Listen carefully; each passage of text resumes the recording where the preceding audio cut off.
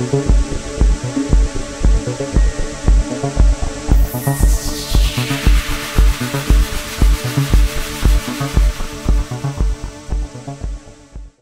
में वापस आकर हमने ये बात अपने 2-3 सूबेदारों को बताई और फिर ये बात हवालदार मेजरों और हवालदारों तक पहुंची और तय किया गया कि ज़ुबानी कलाम में अपने तमाम मुसलमान जवानों को बताया जाए कि अंग्रेज़ इस 7 वाली आबादी में ये प्रोपेगेंडा कर रहा है।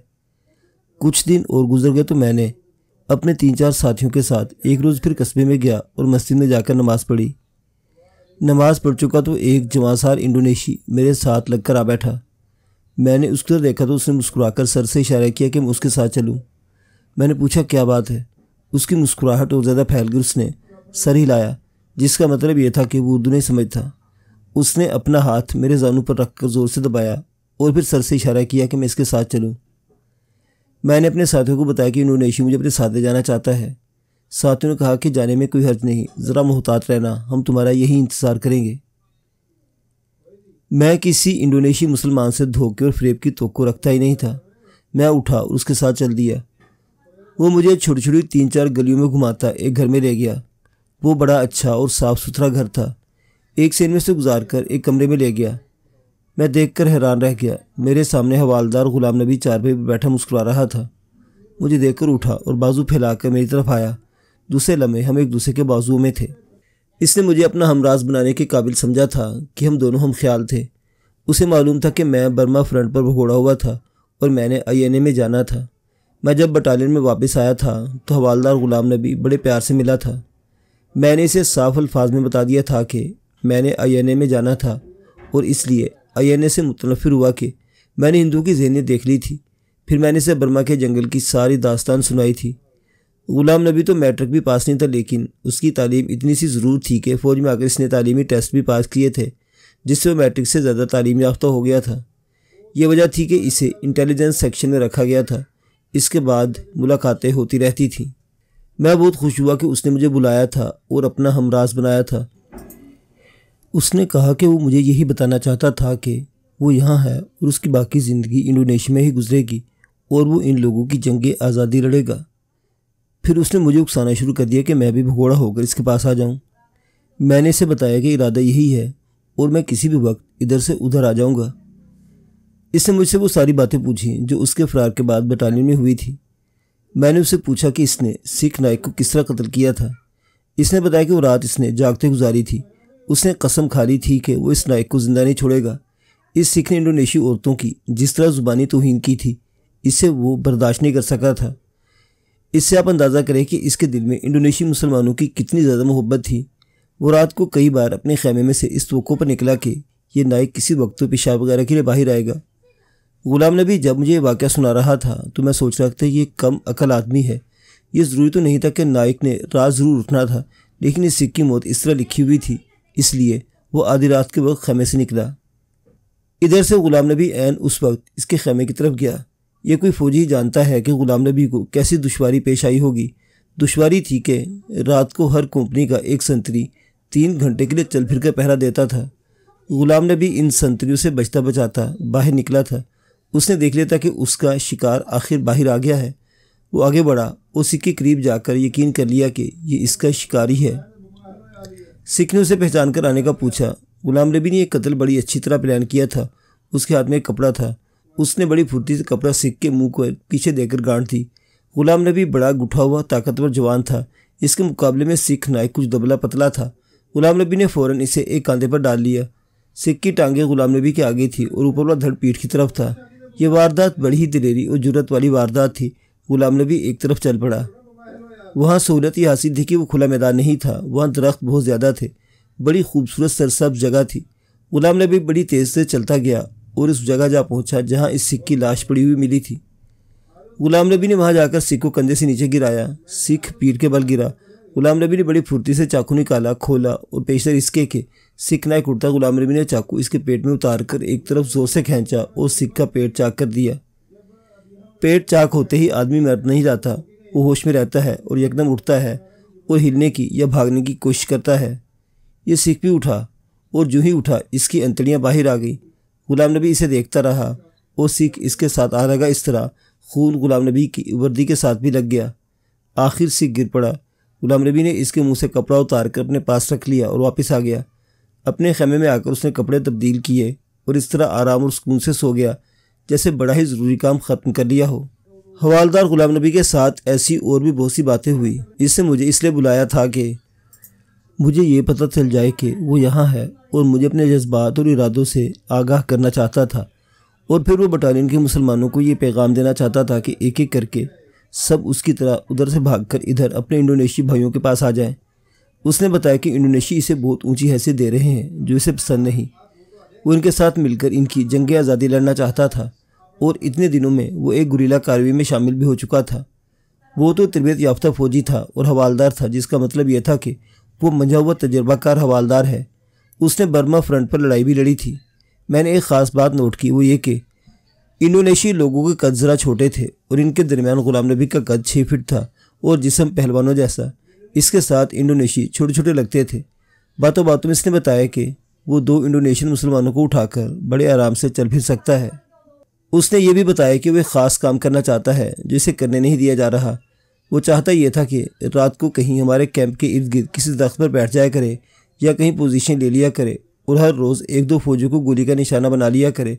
वो हिंदू और सिख सूबेदारों वगैरह को मारना चाहता था और फिर वो अंग्रेज़ अफसरों को निशाना बनाने का इरादा किए हुए था। इस काम को फौजी ज़ुबान में स्नाइपिंग कहते हैं, लेकिन इंडोनेशियाई मुसलमान एक मुनज़्ज़म गुरीला जंग लड़ रहे थे और वो वही कार्रवाइयाँ करते थे जिनका इन्हें अपने हेडक्वार्टर से ऑपरेशन ऑर्डर मिलता था। कोई हुर्रियत पसंद अपने तौर पर कोई कार्रवाई नहीं कर सकता था। गुलाम नबी को भी उन्होंने बहुत पाबंद कर लिया था कि और कहा था कि वो ऐसी कार्रवाइयों को तसव्वुर न करें जिसका ऊपर से हुक्म न आया हो। मैं गुलाम नबी की कमज़ोरी समझता था, वो जज्बात में आया हुआ था।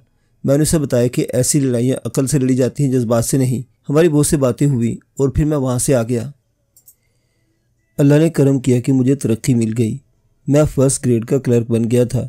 हर क्लर्क का ओहदा हवालदारी होता था, लेकिन 3 ग्रेड थे, 3rd, 2nd और आखिरी ग्रेड था 1st। यह तरक्की मिलते ही मुझे एडजुटेंट ऑफिस में लगा दिया गया। इससे मुझे ये सहूलत हासिल हो गई कि मैं इंतहाई गहरे राज के खतूत पढ़ लिया करता था। ऑपरेशन आर्डर तो होते ही सीक्रेट थे, इन तक मेरी रसाई और ज़्यादा आसान हो गई। मुलाकात के 8-10 रोज़ बाद ब्रिगेड हेडक्वार्टर से एक और ऑपरेशन ऑर्डर आ गया। इसमें सिर्फ हमारी बटालियन का काम था। एक ख़ास एरिया दिया गया था। हमारी बटालियन को इस एरिया में पहुंचना था और वहां से कंपनियों को मुख्तलिफ अतराफ में रवाना करना था। इस इलाके में इंडोनेशियाई गुरिल्लों ने कोई ख़ास कार्रवाई करना थी और वो वहाँ इकट्ठे होकर उन्होंने मुख्तलिफ अतराफ को जाना था। अंग्रेज़ों और अमरीकियों का जासूसी का निज़ाम बड़ा अच्छा था। ये तो हमें पता चल गया था कि वलंदेज़ी लड़कियाँ ख़ास तौर पर जासूसी का काम करती थीं और कुछ वलंदेज़ी जिनके खदोखाल इंडोनेशियाई मुसलमानों से मिलते जुलते थे, वो मुसलमानों के रूप में इंडोनेशियाई गुरिल्लों में शामिल हो गए थे। वलंदेज़ी तो यूरोप की कौम थी जिनके खदोखाल और रंग बिल्कुल अलग थे, लेकिन इनमें कुछ ऐसे थे जो इंडोनेशिया के ही इलाकों में आबाद हो गए और यहीं पैदा हुए थे। इनमें से बाज़ की माएँ इंडोनेशियाई थीं। इस तरह इनके खदोखाल इंडोनेशिया के लोगों जैसे हो गए थे। उनमें से अंग्रेज़ों और अमरीकियों की जासूसी यानी इंटेलिजेंस का काम करने वाले आदमी मिल गए थे। वलंदेज़ी लड़कियाँ तो ख़ास तौर पर बहुत ही खूबसूरत थीं। वो जासूसी के मैदान में बड़ी कामयाब थीं। जासूसी का ये निज़ाम ऐसा था कि इंडोनेशियाई गुरिल्लों की बाज़ कार्रवाइयों की इत्तला कबल अज़ वक्त फ़ौज को मिल जाती थी। जिस ऑपरेशन में हमारी बटालियन जा रही थी, ये भी जासूसों की बदौलत जारी थी। जासूसों ने इत्तला दी होगी कि इंडोनेशियाई गुरिल्ले फ़लाँ जगह इकट्ठा हो रहे हैं और इनका प्लान ये है। ऑपरेशन का आर्डर आया तो वो मैंने भी पढ़ा। मैं अब इस मौका के इंतज़ार में था कि ये ऑर्डर मेरे हाथ चढ़ जाए और मैं इसकी नकल करके हवालदार गुलाम नबी को पहुँचा दूँ। बड़ी कोशिश के बावजूद मैं इसकी नकल न कर सका। अलबत्ता इसके नहायत ज़रूरी हिस्से, ऑपरेशन का दिन और वक्त वगैरह ज़ुबानी याद कर लिए और अलग बैठकर एक कागज़ पर लिख लिए। ऑपरेशन 3 दिनों बाद शुरू होना था, यानी हमारी बटालियन को 3 दिनों बाद इस एरिया की तरफ रवाना होना था। मैं उस रोज़ कस्बे में गया और सीधा उस घर में गया जहाँ गुलाम नबी से मुलाकात हुई थी। ये मालूम करके मुझे मायूसी हुई कि गुलाम नबी 2-3 रोज़ पहले किसी गुरीला ऑपरेशन में शरीक होने के लिए चला गया था। घर में इस घर का सरबराह मौजूद था और वो कोई ऐसा वैसा आदमी नहीं था, बल्कि इसकी ख़ास हैसियत थी। मैंने उसे ऑपरेशन आर्डर के अहम नुकात जो लिखे हुए थे दे दिए और कहा कि ये बहुत जल्दी जिस तक पहुंचाने हैं पहुंचा दे। इस इंडोनेशियन ने मुझे बताया कि गुलाम नबी इसी गुरीला ऑपरेशन में शरीक होने के लिए गया है। उसे एक पार्टी दी जाएगी और इस पार्टी का एक ख़ास मिशन है जो इसने गुलाम नबी की कमांड में पूरा करना है। इस शख्स ने मुस्कुराते मुझे बताया कि मैं इसे अपनी बटालियन का जो ऑपरेशन आर्डर है दे चला हूँ। ये गुज़श्ता शाम उसके पास पहुँच चुका है। मैंने पूछा कि ये उसके पास किस तरह पहुँचा है। उसने बताया कि तुम्हारे ब्रिगेड हेडक्वार्टर से उसकी नकल हमारे गुरीला हेडक्वार्टर पहुँच गई थी। ये सुनकर मुझे बहुत खुशी हुई कि इंडियन आर्मी के मुसलमान बहुत बड़ा अच्छा काम कर रहे हैं और ये काम अल्लाह की राह में किया जा रहा है। मैंने इससे पूछा कि वो इस ऑपरेशन आर्डर के पेश नज़र अपना प्लान मुलतवी कर देंगे। नहीं, उसने जवाब दिया, हमारा प्लान मुलतवी नहीं होगा, बल्कि इसकी सूरत बदल गई है।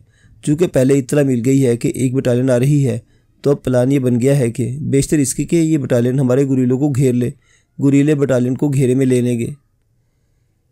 हो सकता है मेरे फौजी भाई जो मेरी ये बात पढ़ेंगे कहेंगे ये शख्स बड़ा ही गैर ज़िम्मेदार था जिसने गुरीलों का प्लान बता दिया, लेकिन मुझ पर भी इन लोगों को मुकम्मल एतमाद था। मैंने इन्हें इतनी गहरी राज की बात बता रहा था तो मुझसे कुछ भी नहीं छुपा रहे थे। 3 दिन गुजर गए और हमारी पूरी बटालियन इस ऑपरेशन आर्डर के मुताबिक बताए हुए एरिया में चल पड़ी। मैं भी साथ था। बटालियन को एक ख़ास जगह पहुंचना था और वहां से कंपनी को ऑपरेशन आर्डर के मुताबिक मुख्तलिफ अतराफ रवाना करता था। जगह दूर थी और कोई पक्की सड़क नहीं, जिसलिए बटालियन पैदल जा रही थी। उस मुकाम तक पहुँचते पहुँचते शाम हो गई। रात वहीं गुजारनी थी। हमारे कमांडिंग ऑफिसर ने तमाम कंपनी कमांडरों को बुलाकर ब्रीफिंग दी और इन्हें अच्छी तरह समझा दिया कि इनके ज़िम्मे क्या काम है। इसके बाद वहीं बगैर खैमों के कैंप कर लिया गया। हम दिन भर पैदल चलते रहे थे। रास्ते में 4 जगहों पर 15-15 मिनट के लिए रुके थे। थकन इतनी ज़्यादा कि टांगें दुख रही थी। हमने ज़मीन पर कंबल डाले और लेटते ही सो गए। रात के 10 बजने वाले होंगे कि अचानक बटालियन पर हर तरफ से फायर खुल गया। बटालियन में हड़बोंग बपा हो गई और सब आड़ और पोजीशन ढूंढने लगे। मर्दिका के नारे सुनाई दे रहे थे। इंडोनेशियन मुसलमान मर्दिका का नारा लगाया करते थे तो साफ पता चलता था कि ये इंडोनेशी हैं। इनका लहजा अपना और आवाज़ मुख्तलिफ होती थी। लेकिन उस दिन हमारी बटालियन पर फायर आया तो मर्दिका में एक और बड़ी आवाज़ बुलंद, दबंग और गरजदार थी। ये किसी इंडोनेशी की आवाज़ नहीं थी, ये आवाज़ ग़ुलाम नबी की थी। लेकिन ग़ुलाम नबी इस ऑपरेशन में शदीद ज़ख्मी हो गया था। मुअज़्ज़िज़ सामीन हज़रात, अनायतुल्लाह की जंगी सरगुज़श्त अभी जारी है।